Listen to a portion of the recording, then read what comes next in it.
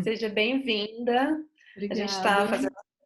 fazendo para comemorar os 100 primeiros seguidores da página Câncer com Otimismo no Instagram. A Luna está lá em Vancouver, é uma amiga querida que eu conheci lá durante o ano que eu morei em Vancouver.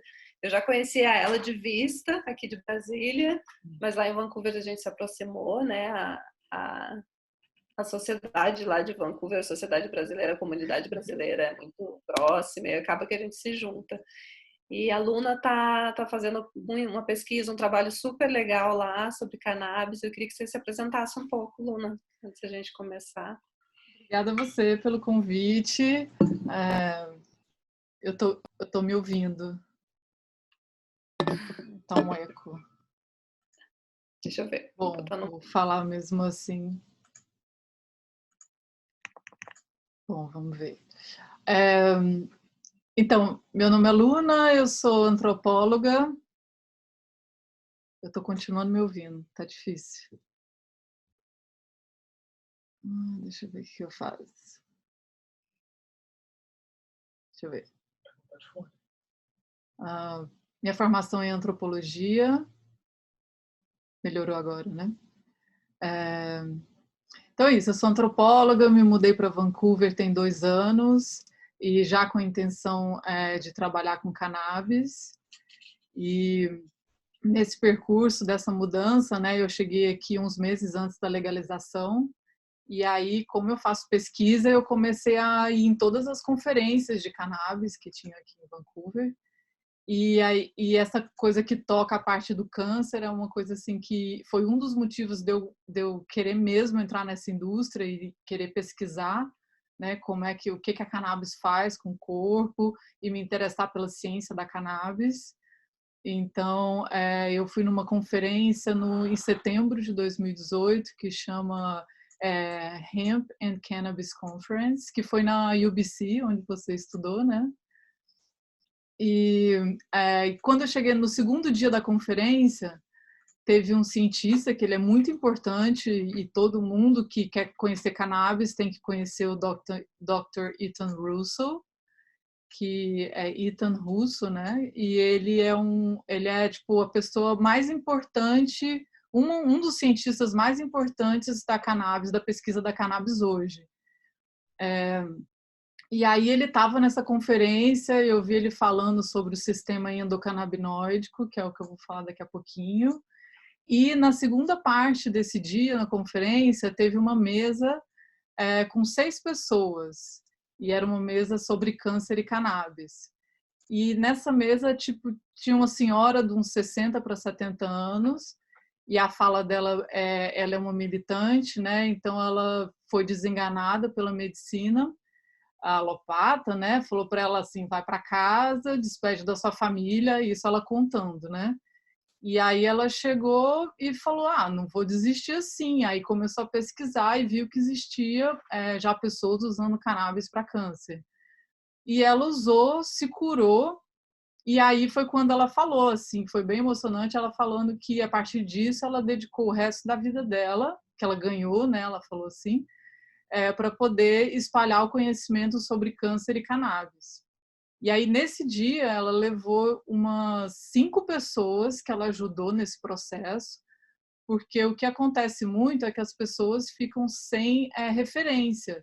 Então, assim, a maioria dos médicos nunca estudou cannabis, e muitos deles são fechados para isso, e até um tempo atrás não tinha também muito conhecimento sobre câncer em cannabis divulgado, porque a produção de pesquisa ela é feita há muito tempo já. E então ela começou a fazer esse processo de facilitar também o medicamento, o óleo de cannabis que é usado. E aí ela levou um caso de uma criancinha de 5 anos, que começou a usar com 8 meses, e todos os casos que ela levou lá foram casos extremos. Assim, essa criança também, o médico falou para a mãe, falou, vai para casa e despede da sua filha. E aí ela foi atrás dessa mulher, e a menininha tinha 5 anos, estava lá brincando. E tinha um senhor também que foi bem impressionante, porque ele era de Miami, E ele bem assim, o redneck americano, assim, esse bem típico de filme, assim, aqueles caras assim, super americano, preconceituoso e tudo que você imaginar. E aí ele estava contando que ele também foi desenganado, foi para casa e ele estava assim, tá bom, vou me preparar para morrer. E a mulher dele foi para a Califórnia, comprou o óleo na Califórnia, porque na época Miami, né, a Flórida não era legalizado médico ainda. A esposa dele voltou e falou para ele: toma esse remédio aqui, deu um remédio para ele. Aí ele falou: ah, não vou tomar. Não, o que que é? Aí ela falou: ó, isso toma primeiro, depois eu te conto, porque sabia que ele era contra. E aí ele falou: não vou tomar se você não me falar. Ela falou que era cannabis, e aí ele falou que preferia morrer. E aí no outro dia ela foi, pegou as malas dela e foi embora. Falou: oh, se você quiser morrer, você vai morrer sozinho, eu tô pegando minhas malas e tô indo embora, você pode ficar aí sozinho. E aí ele foi quando ele resolveu, né? Falou: ah, não vou ficar sem ela. E aí ele foi e tomou. E aí ele falou tanto que ele se arrepende, que hoje ele está vivo também, e ele já era bem velhinho, tinha uns 85, e aí contando que ele também tá assim, que ele viajou, né, lá de Miami até aqui no norte, aqui em Vancouver, para poder ir nessa conferência falar sobre isso, justamente porque ele falou que ele falou que ele chegava a ligar na rua para falar, ó, tem uns latinos aqui fumando maconha, ele ligava para a polícia para poder denunciar, e ele fala o tanto que ele se arrependeu, do tanto que isso foi tipo uma coisa horrível, que as pessoas têm que mudar a mentalidade. Então, assim, além do desafio científico, tem o desafio também da informação e do preconceito. Então, muito grande em torno da cannabis, mas Sim. eu separei até aqui um livro, que é uma bíblia, esse aqui, tá meio ao contrário, né? Mas Uhum. é um índice de saúde cannabis, a grossura que ele é. Então, Uhum. isso aqui é de pesquisa com todas as enfermidades que tem, basicamente, e Uhum. várias pesquisas. E aí eu contei essa parte toda azul aqui, ela é de câncer, e eu contei Uhum. aqui, só nesse livro, tem 57 referências de Uhum. pesquisas com cannabis e câncer, assim, para todos os Uhum. tipos de câncer. Sim. Porque, diga. Não, aqui realmente existe essa resistência, né, dos médicos. O médico que trabalha com o alopático e tal, ele tem uma resistência a tudo que é natural. E aí é aquela coisa que eu te falei, né? Eu sou farmacêutica e eu trabalho com medicina baseada em evidências. Então você tem aquela coisa de que você precisa da evidência com nível máximo, então você precisa de revisão sistemática, de ensaio clínico randomizado, controlado, duplo cego, com milhares de pacientes e tal. Então é difícil, né? Tem toda aquela coisa que a gente conversou ontem, tem uma resistência da indústria farmacêutica. Se não tem investimento da indústria farmacêutica, não tem dinheiro, não tem pesquisa. Então, não tem o interesse da indústria farmacêutica para pesquisar isso. Se não tem isso, não tem boa evidência, os médicos acabam também não conhecendo, então não tem um propagandista que está lá batendo no consultório, oferecendo amostra grátis. Então, a gente tem essa resistência muito grande do profissional de saúde, do médico. A médica tem resistência até para falar sobre alimentação saudável. Imagina sobre cannabis, que é uma droga, tem todo esse estigma, né, que é ilegal, então no Brasil, no país que é ilegal e tal, então tem todo esse estigma. Então essa visão que a gente tem quando vai para um país como o Canadá, que é liberado, né, que você tem, para você ver, os dispensaries em Vancouver no Canadá, eles são considerados serviços essenciais. Então eles estão abertos assim como as farmácias. Né? Eu Então estou é uma trabalhando. mentalidade totalmente diferente, né? Então isso que é legal a gente estar falando sobre isso, esse bate-papo hoje, para a gente ir desmistificando isso, né? E quebrando esse estigma. E eu queria te perguntar como que foi assim, o que você percebeu essa mudança quando você saiu do Brasil e você foi para aí? Você percebeu Como que foi essa mudança, essa coisa do estigma? Eu acho assim que uma coisa bem importante para mim, assim, que uso cannabis sem saber que era medicinal, mas de muitas formas, porque eu sempre brinco assim que falar cannabis medicinal é redundante, porque a cannabis ela é medicinal.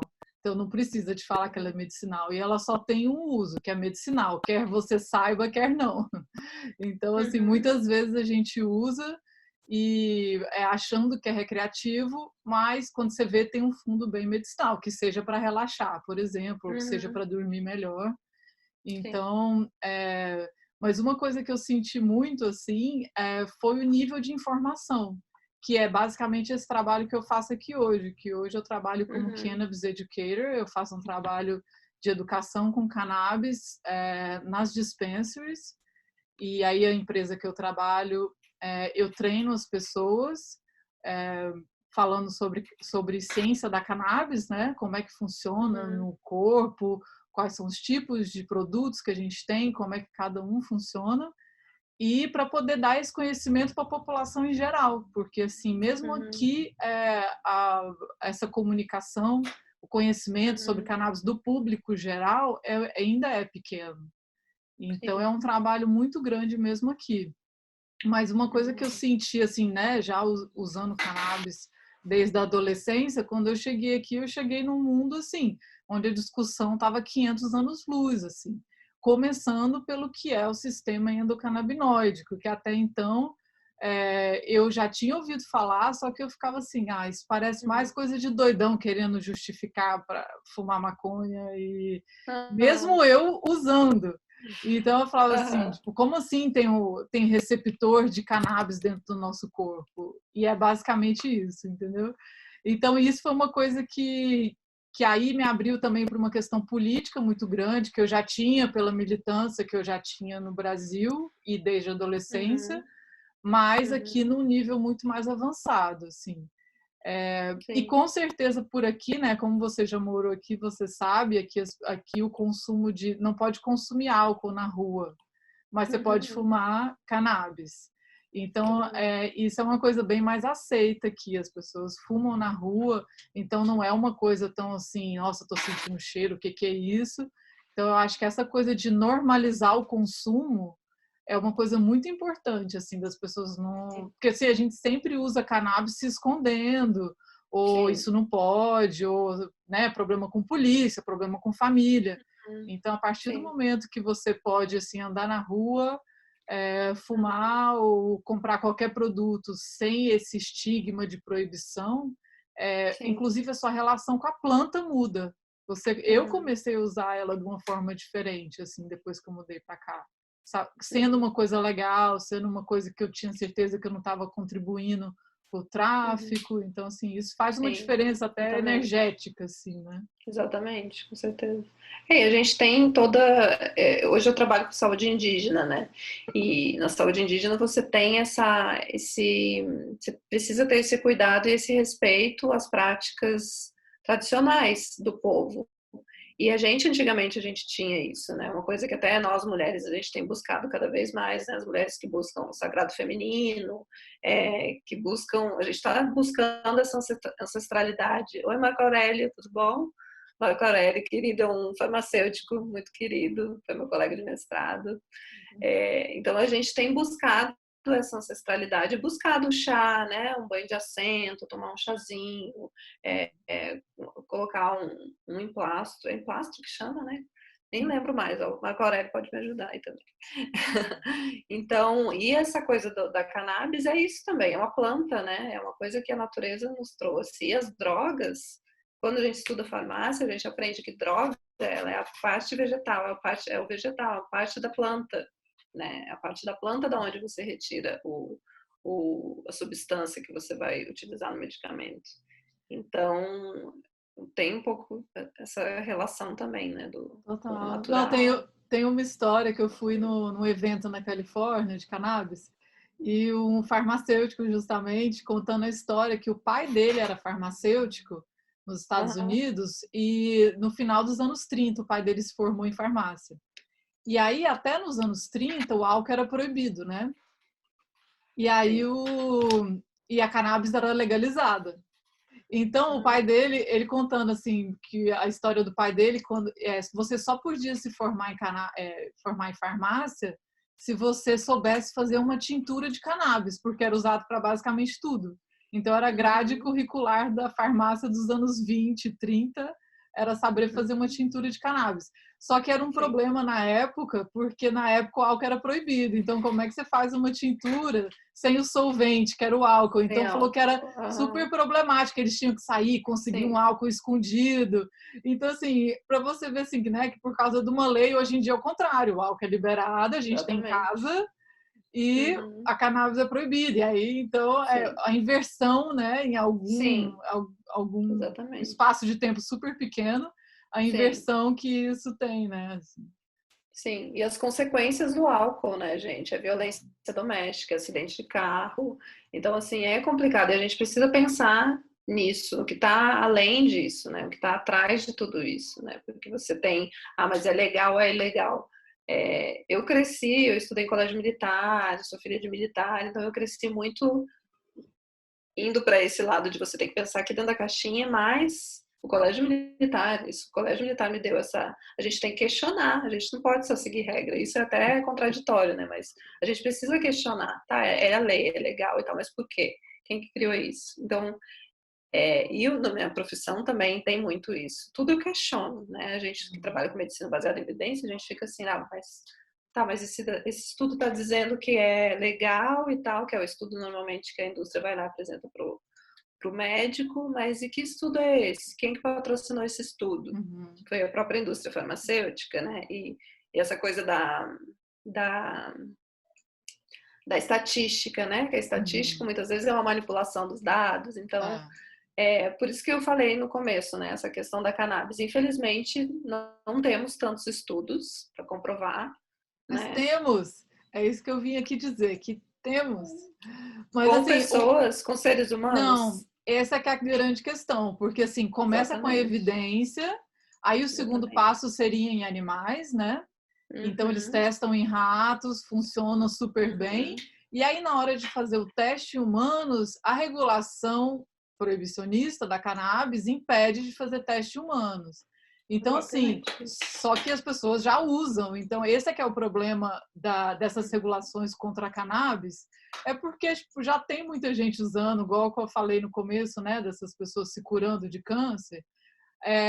Vai falar para elas que cannabis não cura, elas estão lá, estão vivas, entendeu? Sim. Então, assim, é difícil você impedir, quando é uma substância qualquer que a indústria farmacêutica está pesquisando, tudo bem, ninguém conhece a substância, não tem ali plantada no jardim. Agora, quando já é uma coisa cultural, de milhares de anos do uso, e que aí você fica preso numa regulação, uma lei que impede o teste em humanos, para poder mostrar realmente essa evidência, né, que precisa de ter. Então, aí começa a ser um jogo mais político e comercial do que uma questão mesmo de comprovação, né? Sim. Então, é uma coisa bem delicada, assim. O Dani comentou aqui, o Dani é balista, né? Não sei se você sabe, mas ele estudou nutrição e ervas medicinais. Aí acho que na Pacific Rim, naquela universidade de Victoria. E aí ele comentou aqui que toda cultura tem seu valor em relação a ervas e medicamentos em sua história. E é muito indígena, né? Assim, o que a gente deve a maioria, né, das descobertas. Como é que eles descobrem um componente novo? É algum antropólogo, algum cientista que vai dar um rolê na floresta com algum índio de alguma parte do mundo. Então, com algum nativo, com alguma pessoa local, e aí chega lá e fala assim, você usa essa planta para quê? Eu uso isso para febre. Aí chega no laboratório, vai isolando os componentes, vê o que funciona, fala, isso aqui é o ácido não sei o quê, que quando você vai ver, deu na aspirina, e é da árvore do salgueiro, por exemplo. Do salgueiro, exatamente. Então, que crescia na beira da água e que os índios já sabiam que gerava dor. Só que a grande diferença é que eles isolaram o componente, só que no chá que os índios tomavam, tinha também uma das moléculas que protegia o estômago. Exato. Então, aí o que acontece? Eles usam um princípio ativo sem o resto da planta, né, que a natureza já nasce, né, Uhum. perfeita, digamos assim. E aí o que acontece é a pessoa ter que usar um outro remédio para dor de estômago, porque aquele ácido Sim. deu uma dor no estômago. E é a mesma coisa que eles estão tentando fazer com a cannabis, né? Com essa produção Uhum. isolada, tentando isolar os componentes da cannabis e não usar a planta inteira. Uhum. E aí, me fala um pouco da questão do câncer. Então, algumas pessoas perguntaram, e já tem, as pessoas já estão usando, já tá, pode substituir a quimioterapia? Como que tá essa questão Olha, tem duas vertentes, assim, tem essas vertentes que eu falei, e é engraçado porque os médicos falam que quanto mais severo o câncer, mais a cannabis dá resultado. Tipo, nesse caso que eu contei, né, desse congresso que eu fui, eram já câncer num estado avançado, desenganado, e aí as pessoas usaram e se recuperaram. E então Uhum. tem duas vertentes. Tem uma vertente que as pessoas já estão usando para, né, para tentar buscar essa cura, e tem uma vertente de auxílio. Então, já tem pesquisas que o CBD, que é o canabidiol, que é um dos componentes da cannabis, ele é usado, inclusive, para diminuir, porque ele potencializa a químio. Então, ao Uhum. invés de você precisar de, tipo, 10 sessões de quimioterapia, talvez você faz 5 usando o CBD e já funciona. E aí você desgasta menos o seu organismo. Então, Uhum. isso já são coisas que estão sendo testadas e vários resultados com em relação a isso. E também é, várias formas também de tentar ajudar nos efeitos colaterais, que seriam assim, náusea, Uhum. seria dorme melhor, para as pessoas dormirem melhor, para as pessoas terem uma melhor qualidade de vida durante o tratamento com câncer. E isso Você também. consegue, desculpa, Luna. Você Oi, consegue pode ver a falar. pergunta que eu tô Consigo. Existe algum compartilhando? Tá. tratamento canábico que substitua Uhum. uma quimioterapia? Então, essa é uma Uhum. pergunta bem genérica, e aí eu vou falar mais Uhum. para frente de um outro evento que eu fui aqui de cannabis, no final de 2018, e que eu conheci um cientista de Israel que ele fala justamente isso, assim, que a pesquisa dele é fazer um database de tipos diferentes de cannabis e tipos diferentes de câncer. E aí cruzar Uhum. esses dados, assim, de qual seria, porque é exatamente isso, qual seria uma strain Uhum. específica para câncer. Então, depende de uma matrix bem complexa, que assim, é a matrix dos Uhum. componentes da planta, junto com o organismo da pessoa, que cada pessoa tem um sistema endocannabinoide, e Uhum. junto com o tipo específico de câncer, né, da condição que a pessoa está usando, está tendo Uhum. no momento. Então, assim, eu não gosto muito de usar essa palavra doença, assim, não contei isso antes, mas eu estudei a naturopatia. Então, assim, eu prefiro pensar nessa ideia de que a gente, até em inglês a gente usa essa palavra, né, condição, a gente tem uma condição, Uhum. e não, assim, tem uma doença que parece que ela é sua, né, eu acho que é melhor Uhum. usar, ter uma ideia de que na naturopatia a gente fala, Passageiro. que a Temporário. gente fala que a gente está intoxicado, e aí a Uhum. intoxicação gera doenças, então quando você se desintoxica, você deixa de ter aquela condição. Eu acho essa Uhum. uma visualização melhor assim do corpo e, né, do que a gente tem, que Uhum. seriam as nossas condições, do que ficar pensando numa coisa assim pesada de que eu tenho uma doença que ela é minha. Sim. E Uhum. então, como eu estava dizendo, o que eu estava dizendo? Dos strains, Das que strains. é uma. Então, assim, Isso. pegando já o caso desse médico, que é o Dr. O nome dele é Ded Meiri. Ele é tipo, não, com certeza essa não é a pronúncia, mas ele é de Israel. E Israel é um polo de pesquisa de cannabis, por incrível que pareça, porque foi um dos poucos países do mundo que não proibiu a pesquisa de cannabis durante a era da quase 100 anos de proibição da cannabis. Uhum. Então, GG, minha amiga querida. Então, assim, esse pesquisador, ele tem um laboratório de câncer e cannabis em Israel, e ele veio para uma conferência aqui no Canadá, e a pesquisa dele é tipo incrível, assim, ele fez um catálogo de mais de 400 tipos de cannabis, porque quando a gente fala cannabis, as pessoas pensam que cannabis é uma planta só, mas Uhum. não é assim, ela tem cada componente da cannabis, são os canabinoides, os terpenos, os flavonoides, são mais de 500 componentes. Então, cada Uhum. planta, ela tem uma matrix diferente. E aí isso vai atuar diferente em cada organismo. Então, assim, é muito Uhum. complexo. Não é por Sim. isso que muitas vezes eu até botei um TED Talk dele na página do Facebook, depois você pode compartilhar também, ele explicando exatamente isso, assim, que ele foi analisando os tipos de câncer e os tipos de cannabis e foi vendo qual Uhum. tipo reagia melhor, né, que matava as células cancerígenas, qual tipo Uhum. de cannabis matava qual tipo de célula cancerígena. E aí ele Uhum. criou esse database, e ele começou a tratar os pacientes. E quando trocava o tipo de cannabis, ou porque não tinha mais, ou porque a empresa não conseguia, né, conseguia manter aquela strain específica, aquela variedade de cannabis, parava de fazer efeito.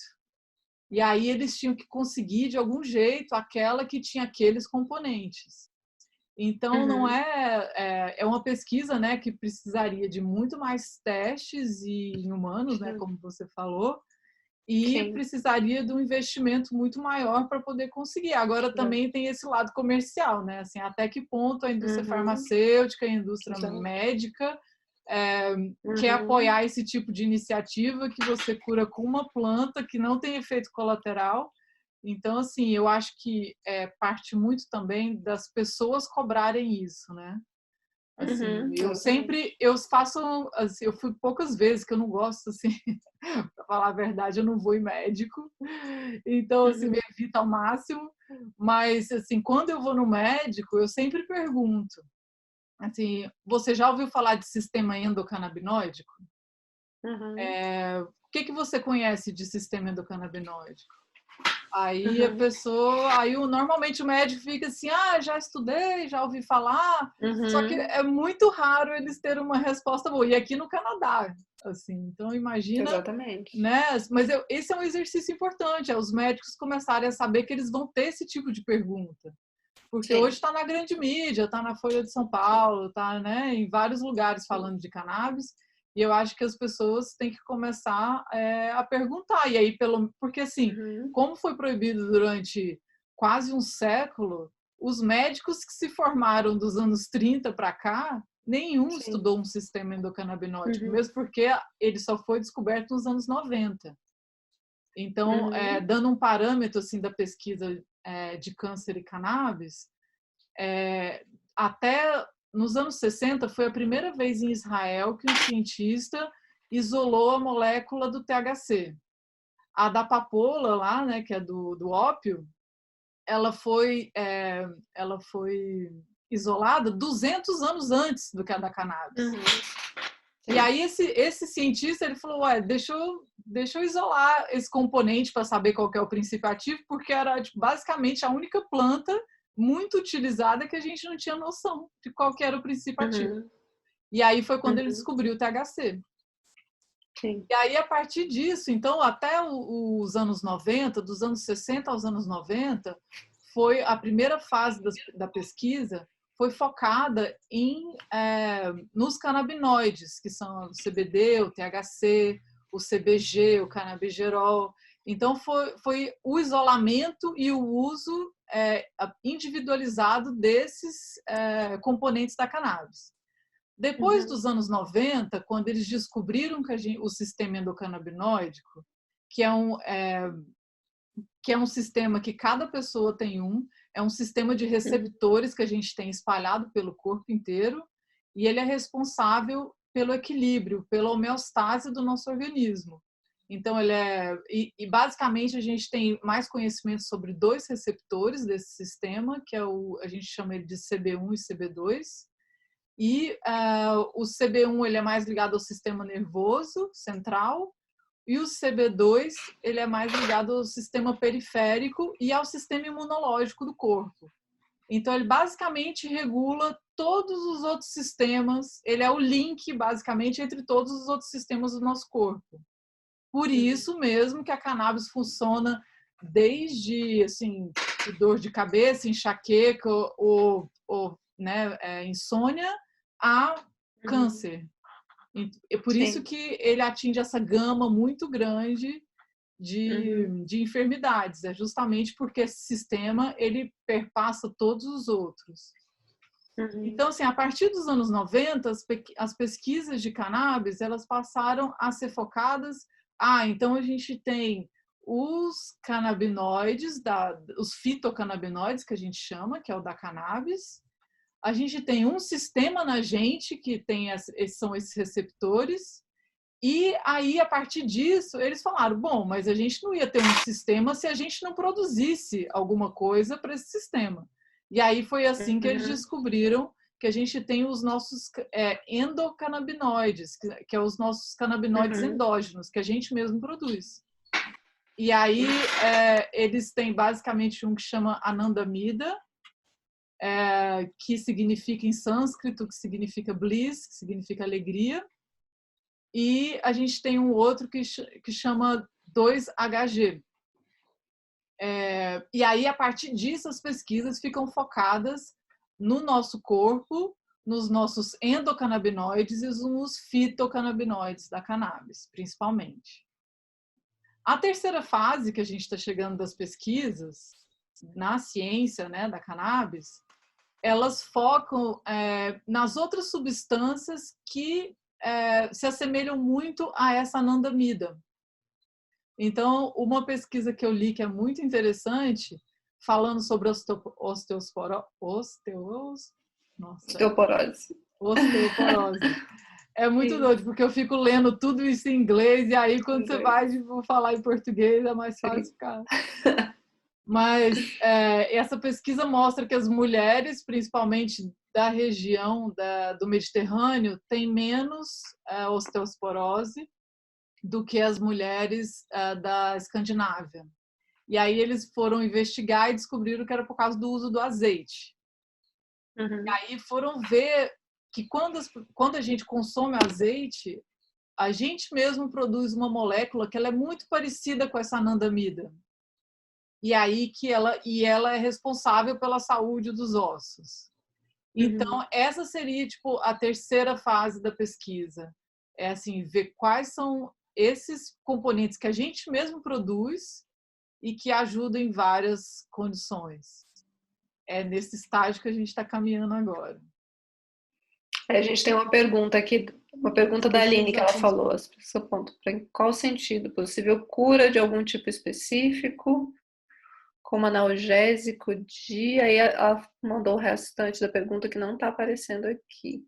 Tá, eu quero falar de uma coisa específica, que eu tenho um produto aqui, que se a cannabis ela cura algum tipo de câncer específico.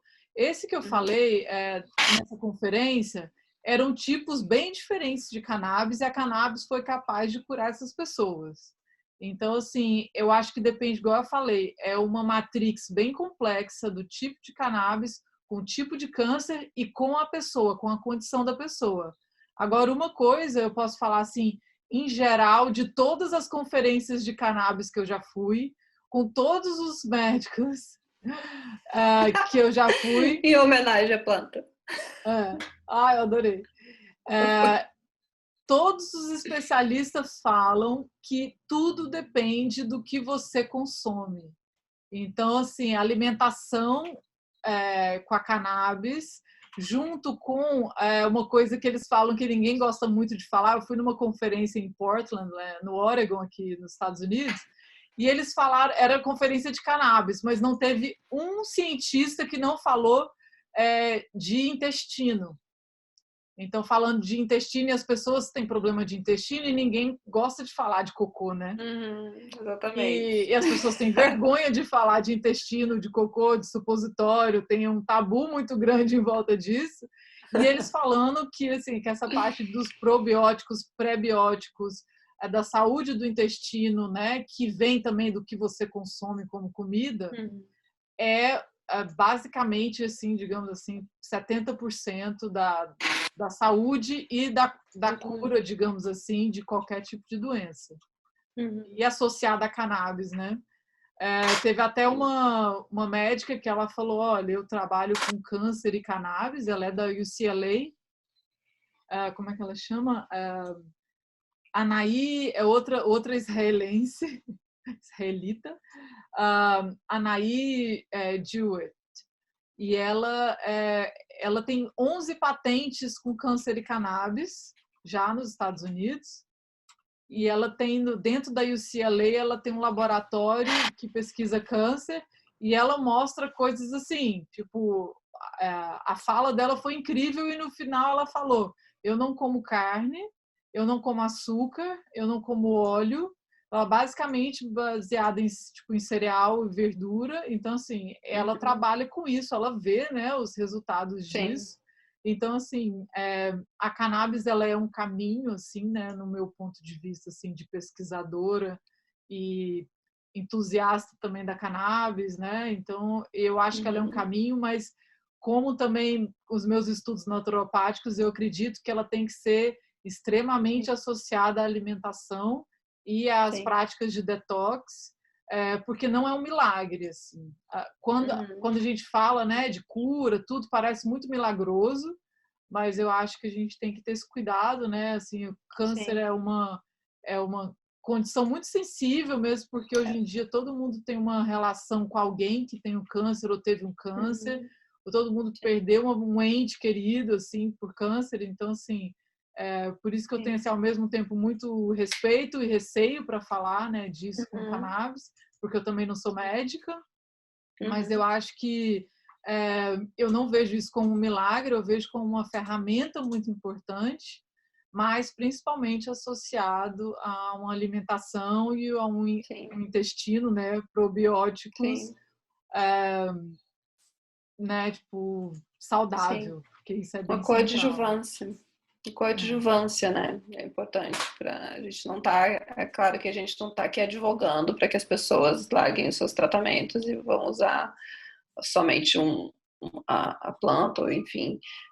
Coadjuvância, eu acho que de preferência que arrume, assim, procure um médico, procure um especialista que seja aberto a pensar sobre isso, assim, né? Exatamente. E não de ter o cannabis como, assim, como última solução, que eu acho que a cannabis é uma substância muito segura para poder ela ser usada, né, como na regulação do Brasil, só para pacientes terminais. Então, assim, eu acho que pode ser um uso associado, né, muito importante, assim. E eu queria mostrar, assim, porque muitas das coisas que a gente fala sobre cannabis, as pessoas falam, então eu testei uma coisa que não funcionou. Então, assim, eu estou aqui com todos esses produtos que eu tenho em casa, e que são todos um diferente dos outros, porque eles são diferentes métodos de extração, diferentes potências e diferentes formas de uso. E esse aqui em especial, que ele é chamado de RSO, que é Rick Simpson Oil, ele vem nessa seringuinha. Ele é extremamente potente, a extração dele é feita com etanol, com álcool, e ele é, tipo assim, normalmente as pessoas que usam, assim, dependendo do que, né, começam usando, tipo assim, essa microgota aqui. Cadê? Dá pra ver. Isso, do tanto que é potente. Uau. Então, e aí... isso aqui é o que a maioria das pessoas que tem câncer usa, que eu já tive contato, que eu já fiquei sabendo. É um remédio assim potente que a gente não vende no mercado legalizado de cannabis aqui do Canadá. A gente não tem ele para vender justamente porque o uso dele é bem médico, né? E ele é muito potente, então a gente não tem esse produto no mercado recreativo. A gente tem e ele também é um pouco, até aqui ele é um pouco difícil de achar. Tanto é que essa senhora que eu falei no começo da live, ela é uma das pessoas que eu indico, né? Quando as pessoas chegam porque trabalhar numa dispensary aqui no Canadá tem muito isso, assim, as pessoas chegam e falam assim, oi, eu ouvi falar que cannabis cura câncer, me dá um remédio aí. E aí a gente tem, né, que com o trabalho que a gente faz de educação, de explicar como é que funciona, de explicar que não é bem assim, que ela precisa de um auxílio de um médico. Ao mesmo tempo eu tento dar, né, esses contatos de pessoas que trabalham com isso aqui. Que é aquela médica de Victoria. Isso, que é essa senhora que eu conheci ela lá nessa conferência de cannabis. A partir disso eu peguei o contato dela e ela milita muito, porque assim, desde que legalizou o recreacional aqui no Canadá, o acesso médico ficou um pouco mais complicado. Então, justamente por essa parte que eu falei das diferentes variedades de cannabis que tem. Então, assim, muitas pessoas que usavam um tipo de variedade, depois que legalizou o mercado, eles não conseguem mais achar, porque pararam de produzir aquela que funcionava para ele. Então, esse é um drama do uso médico aqui no Canadá. Assim. E como eu estava falando aqui esse cara, né? Rick Simpson, que criou esse formato desse produto com extração de álcool, ele criou isso e curou o câncer de pele dele com isso. Então ele aplicava na própria pele, e a história dele ficou bem famosa e chama isso, né? Eles chamam de RSO, justamente, que é em homenagem, porque foi ele que inventou isso e conseguiu curar o câncer de pele dele. Então tem sim assim, produtos específicos e muitas pessoas usando e tendo bons resultados. Assim.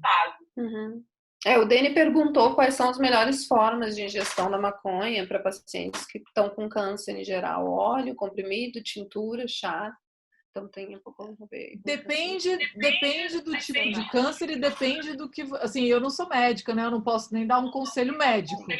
Não daria, porque eu também não tenho esse conhecimento assim. E, né? Já fazendo todo aquele disclaimer aqui. Mas o que eu já tive conhecimento e o que eu já vi muito dos pesquisadores médicos falando é esse uso, né, desse aqui que eu mostrei. Muitos deles começam esse processo, né, de muita dor, eles usam como supositório, porque como supositório você não tem os efeitos colaterais, que seriam esses de ficar muito high, tem muito menos. Então, quando você usa com supositório, ele é como se fosse um tópico, só que interno. E ele é absorvido direto no intestino, sem passar pelo fígado. Que é por isso que você fica muito menos high do que quando você ingere via oral. E aí tem toda essa coisa química, né, da transformação do THC no fígado, que a gente não vai entrar aqui, mas assim, então tem desde pessoas aplicando tópico, aplicando na pele, como esse Rick Simpson que ele fez e curou o câncer de pele dele aplicando na pele direto, como ingerindo, fumando também, porque fumar é uma das formas que alivia mais rápido a dor, porque o inset dele é muito mais rápido. Você fuma, você sente os efeitos em 2 a 5 minutos, você já consegue sentir o efeito e o alívio, né, da dor com isso. Para doses altas em supositório. E tem, como eu até mostrei esses dias no meu Instagram, até banho, né? Com sais de banho, as pessoas têm um alívio de imersão, que seria, né, o uso da cannabis na imersão do banho, como você falou também, no banho de assento. Então, como supositório vaginal também, que ele atua ali no localmente, né? Tira a dor também. Então, assim, são muitas as formas de uso e os tipos diferentes de produtos para usar. E isso vai depender, igual eu falei, vai depender muito da sua condição, do tipo de câncer e do médico também, né? Porque, assim, você sente muito... Eu me sinto muito mais segura quando o médico fala, né? Assim, tá te apoiando, tá te ajudando nessa empreitada. E é uma coisa também que depende muito, igual eu falei, depende muito dessa pressão política, social da gente com os médicos, porque, inclusive, a Sociedade Brasileira de Medicina não apoia a cannabis de forma alguma, não reconhece o valor medicinal da cannabis até hoje. Então, com certeza, no Brasil, esse é um desafio muito maior. E quanto mais conservador o governo, mais difícil fica, né? Com certeza. E assim, a gente ter tido agora uma liberação. Se você quiser falar até um pouco sobre essa questão da Anvisa agora que liberou, e foi uma coisa que o Chacal _HC falou, quanto mais pessoas entrarem com pedidos na Anvisa, bora. Exatamente. Então precisa dessa pressão social também, a gente precisa se movimentar, então tem grupos de Facebook, tem grupos organizados, grupos de pais, de crianças com doenças. Tem as associações têm um papel muito importante hoje em dia, aí no Brasil, que algumas associações têm essa permissão para plantar, né? Então, assim, mas a grande questão é que, assim, não tem nenhuma, que eu fiquei sabendo, né, eu posso estar errado, mas não tem nenhuma produzindo esse tipo de remédio aqui. Então, assim, esse tipo de concentrado aqui, todos são eles produzem esse concentrado e diluem ele em óleo de coco, porque esse aqui é muito forte. Só que tem pessoas que não adianta você tomar, tipo, diluição de 2% no óleo de coco, porque isso não vai ajudar, isso ajuda você a dormir, mas não ajuda um paciente que está com câncer terminal a ter menos dor. Então, assim, essa que é a matrix que eu estava comentando, de que, assim, a maconha não é só uma, a cannabis ela é super complexa, e, além disso, tem os produtos que são super variados, e tem as formas de uso que também são muito variadas. Então, assim, não é uma coisa muito simples de começar um tratamento sozinho, por exemplo. Por isso que esse apoio, né, que eu acho que as pessoas que usaram durante o câncer, que falam, né, sobre isso, tem esse papel muito importante, assim, de divulgar esse uso e de incentivar, né, as pessoas que estão nesse processo, porque já é um processo muito doloroso e, além disso, ainda você tem que brigar com o médico, de entrar com o processo na Anvisa e ainda, tipo, brigar com a família, né, que não deve apoiar isso. Então, é um processo, assim, que já está muito doloroso e você ainda tem várias barreiras, né? Então... Sim, exatamente. E o Reconstruir Cannabis colocou que só uma associação no Brasil que tem autorização, que é em João Pessoa. E a Marge liga e falou: Luna, você tá demais, amando te ver e ouvir. Ela tá tem Abraço, né, João Pessoa, que eu sempre indico eles. Tem também a HP Medicinal em Goiânia, que é aí pertinho de Brasília, que eles estão também conseguindo esse habeas corpus para poder os próprios pacientes produzirem e plantarem. Tem também a PEP no Rio, né, também, que eles produzem. Então tem já, e eu acho assim que quanto mais gente, né, que é uma política pessoal minha, eu acredito que quando o Estado ele não consegue suprir as nossas necessidades, eu acho que a gente tem que partir para uma outra forma, né, de ação, que no caso eu acho que a desobediência civil, nesse caso, ela é necessária, que é você começar a plantar mesmo assim. E eu até ouvi falar de um pai em Florianópolis que estava plantando porque a filha tinha não sei se acho que era convulsão mesmo que a filha dele tinha.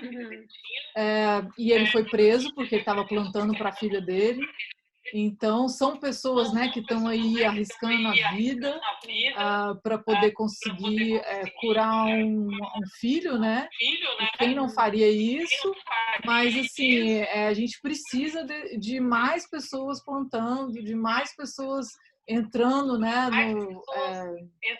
Assim, o que eu ia falar desse remédio que saiu novo da Anvisa, que eu fico triste, é porque provavelmente esse insumo vem, né? Acabei de descobrir ontem que vai vir aqui de Vancouver, do Canadá, esse insumo que vai ser usado nessa empresa farmacêutica do Brasil. E aí vem via Inglaterra, porque eu acho que eles são aqui de Vancouver, mas eles têm uma empresa na Inglaterra, e na Inglaterra já está facilitado e vai vir da Inglaterra esse produto para o Paraná. Então, e aí a gente fica, provavelmente ela é feita de hemp, porque a regulação do Brasil ela só permite ter 0,2%, é menor ainda do que nos Estados Unidos, que é 0,3% de THC. No Brasil, esse medicamento tem que ter 0,2%. E então, e tem uma grande diferença, a cannabis e a hemp são a mesma planta, só que ao longo dos processos de hibridização da planta, cada uma foi indo por um caminho. Então, o hemp, que é o cânhamo, ele foi destinado para a produção de celulose, de óleo, de proteína, mas não dos princípios dos que a gente chama dos componentes secundários da cannabis, que são os canabinoides e também os terpenos, que isso é feito na cannabis drug, né? na cannabis que ela foi hibridizada para uso como droga. E é esse que é o mais medicinal. Então, assim, esse remédio do Brasil, bem provavelmente, eu já mandei e-mail para eles nunca responderam, mas bem provavelmente, por ter essa baixa taxa de THC, vai ter que ser feito de hemp. Então, não tem o mesmo valor medicinal do que os feitos com cannabis. Então, isso já é uma questão, assim, que você vai usar um medicamento, você consegue, compra um medicamento caro, que provavelmente vai custar uns R$2.000 na farmácia, e ele não tem a qualidade boa o bastante para auxiliar no câncer, por exemplo. E aí isso faz com que a própria cannabis fala assim, eu usei e não funcionou, porque as pessoas não têm as informações sobre o produto. E tira a validade da própria cannabis como medicina, entendeu? Então, assim, a gente fica nesse embate. Sim, o Salva Underline Grow falou que os Marterra e companhia chamam aqui de cânhamo industrial e construir cannabis, disse que vai entrar na farmácia por R$1.800, as farmácias devem vender por volta de R$2.000. Coisa, vai ser isso, é o que já tem, né? O Mevatil, né, que já tem na farmácia do Brasil, custa R$2.000. Então, assim, e com esse insumo vindo da Inglaterra em pounds, imagina o preço que isso vem no Brasil. Imagina a dificuldade de importação disso no Brasil, né, nesses tempos de pandemia. Então, assim, a gente tem que plantar. Como eu falei, eu acho que incentivo e acho que as pessoas têm que plantar para o seu consumo, mesmo porque quando você planta, você tem controle da qualidade do que você está consumindo. E quando você compra no tráfico, você não tem esse controle da qualidade. Então, e quando você vai fazer esse uso medicinal, principalmente, né, se você já tem um câncer, você vai usar uma cannabis que você não sabe a procedência, que você não tem garantia da qualidade. Isso pode, inclusive, agravar o seu problema, porque pode vir com metais pesados, pode vir com pesticida, e isso condensado, faz a extração e condensa uma alta potência disso, pode ser muito nocivo. Exatamente. É complicado. Com certeza. É uma pena. É uma pena, né? A gente tá num lugar, num país que não, você não sabe o que você consome, você não sabe o que tem ali e realmente não recomendo, não recomendo. Eu, como falei, né? Eu falei para algumas pessoas que já seguiam a página, tive câncer em 2013, 2014. Graças a Deus acabou o tratamento, fiz quimioterapia e eu era muito, sabe, eu era muito fechada, assim, minha cabeça era muito fechada, sempre fui não, e aí eu tinha um amigo no prédio que eu emagreci, perdi 6, 7 quilos e não tinha fome, não tinha apetite, e ele falava, Aline, fuma, eu vou te ajudar, usa desse jeito, tal jeito e tal, porque eu nunca gostei de cigarro e tal, pra você vai ver que vai ter apetite, vai comer. Mas eu tinha tanta reserva, assim, sabe? Eu era tão, né? Por causa dessa coisa, é ilegal. E eu não quero fazer alguma coisa que é ilegal, não posso, né? Imagina. Ficava nessa coisa, não posso, servidora pública e tal, papapá. E quando eu fui para Vancouver, é aquilo que eu te falei no começo, né? Você muda totalmente a sua mentalidade. Você vê, você ouve na universidade, você ouve as pessoas. E eu e o Danny, a gente foi para uma palestra do Carl Hart. Como que é o nome dele? Aquele Ah, neurocientista. maravilhoso. Carl Hart. Maravilhoso. Maravilhoso, gente, sabe? Um neurocientista, um cara fodão. E, sabe, amplia a tua mente. Você vê, gente, sabe, ali tá legalizado, tem um controle de qualidade, você sabe o que você está usando, tem pessoas ali para te orientar, né, no balcão, com o governo ali, tá bonitinho, a pessoa tá lá te orientando, te dizendo o que você pode, o que você não pode, qual que é melhor para você e tal, tal, tal, tal. Então, abre a mente e eu acho que é isso, a gente tem que tentar se informar mais, desmistificar, sair sair, pensar fora da caixinha e pressionar, né? E as pessoas que são os ativistas aí, que eu tenho vários amigos que são ativistas, o meu ativismo é muito mais em prol dos pacientes, né, em geral, paciente do câncer e as associações de paciente e tal, mas tem muitos que estão ligados a essa questão, a esse tema. E contem comigo, né? Contem com a Luna, essa pessoa maravilhosa. As páginas dela da página dela tá aqui, tá linkado. Tem muita informação legal. Eu falei para a Luna, você está fazendo um trabalho muito massa, Luna, muito legal mesmo. A gente tem 23 segundos para acabar, mas eu queria te agradecer Obrigada imensamente, você. Luna, foi muito legal. Foi muito legal que a gente teve muitas pessoas aqui ao mesmo tempo, aqui acompanhando a Vamos gente, abrir fazendo esse perguntas. espaço para esse diálogo. Eu acho assim que as pessoas têm que procurar se informar mais. E, infelizmente, agora não vão ser os médicos que vão estar na frente puxando isso. Tem que ser os pacientes. Façam. Acabou. E a gente ainda está aqui ao vivo aqui. Acabou. Acabou lá. Acabou. Tá aqui. Foi ótimo, adorei. Pô, tinha muito mais coisa que eu queria falar, que a gente vai falando e vai esquecendo. Mas uma coisa que eu queria te falar, inclusive, dessa mulher da UCLA, ela faz uma pesquisa nessa NK cells, nas células, nas células NK. NK, que elas são killer. E nas T cells também, que são responsáveis para combater, né, a proliferação das células de cancerígenas. Natural killer. Natural killer. NK. Exatamente. Então, assim, e essa mulher que ela tem ela tem 100 papers só em câncer, ela tem. Então, ela tem uma pesquisa super extensa. E ela falando que os pacientes que usam algum tipo de suplemento canabinoide, né, que fazem uso de CBD, de THC, ela falou que eles apresentam, que nesses pacientes que têm esse uso de canabinoide, essas células NK elas não apresentam disfunção e elas ficam mais estáveis. Então, assim, né, nessa parte micro, os canabinoides ajudando as próprias células do nosso corpo que combatem o câncer a ficarem mais estáveis e a não ter disfunção. Então, isso que a medicina dela é bem focada nessas NK cells. Então, acho que... Legal. Acho foi ótimo. Foi bem leve, foi bem descontraído. Foi ótimo. Se você puder, você gravou, né, aí o Zoom, se você puder me mandar, que eu compartilho lá no Facebook.